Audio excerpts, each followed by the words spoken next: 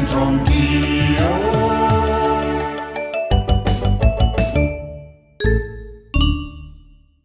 Amiche e amici di Teletutto, bentrovati, ultimo appuntamento con Centro Anch'io speciale vini bresciani. Siamo andati alla grande, ma anche oggi abbiamo qualcosa da raccontarvi, perché abbiamo raccontato praticamente tutta la provincia, tutte le produzioni.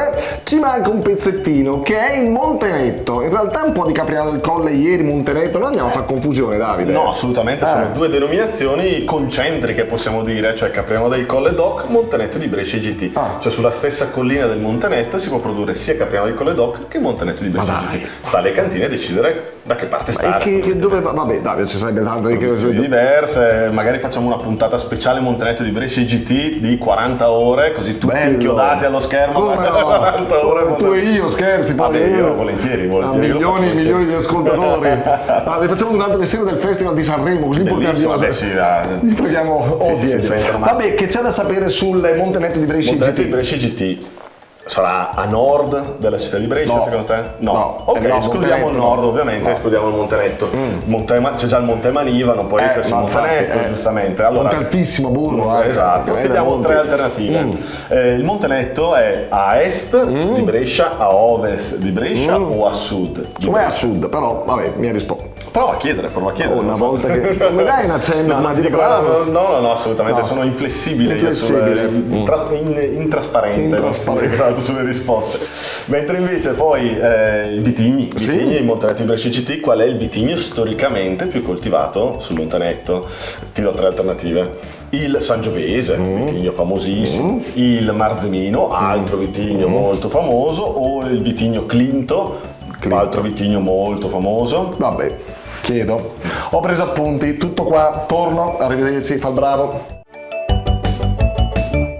Davide, non abbiamo paura di niente, di nessuno, nemmeno dei tuoi quiz. Guarda un po' che ho avvicinato, tu sei?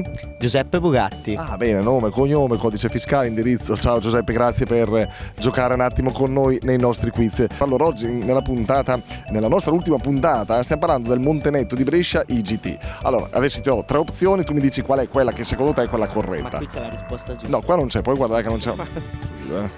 Come in classe che copiano i ragazzi. Copiano i ragazzi? Sì. Beh, ottimo.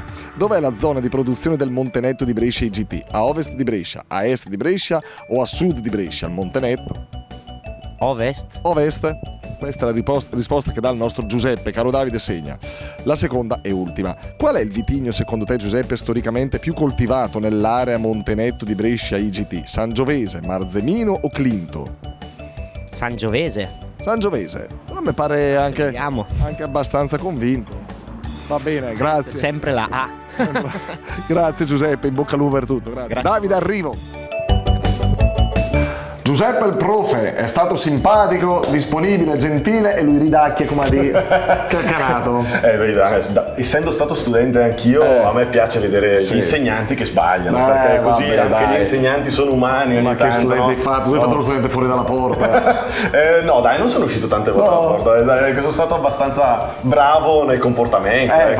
Magari i voti non erano il massimo. È quello che più conta. Allora, il professor Giuseppe. C'era il vino da studiare. Il professor Giuseppe ha sbagliato tutte e due le tue risposte. Purtroppo sì, purtroppo sei fiondato, sta al villaggio Badia, molto vicino al Montenetto, una biciclettata di 20 minuti, una mezz'ora, arriva sul Montenetto e può vedere effettivamente dov'è il Montenetto, perché è a sud di Brescia. Questo l'avevi indovinato, bravissimo. Ormai sei uno studente modello. La prossima edizione fai tu l'insegnante e io vado in giro a fare le interviste. Sì, non posso però fare lo studente del professor Giuseppe per una questione della grafica. E il vitigno invece storicamente più coltivato, il vitigno più storicamente coltivato è il Marzemino, non il Clinton e non il Sangiovese, ma il Marzemino. Il Marzemino è coltivato dal 1500 sulla collina del Montenetto. Non c'era ancora la collina, ma c'era già il Esatto, aveva portato ancora la Serenissima dall'epoca, la Serenissima Repubblica di Venezia ha portato il Marzemino, diffuso il Marzemino anche sul Montenetto. Hai capito. Senti, anche per quest'ultimo appuntamento ci lasciamo con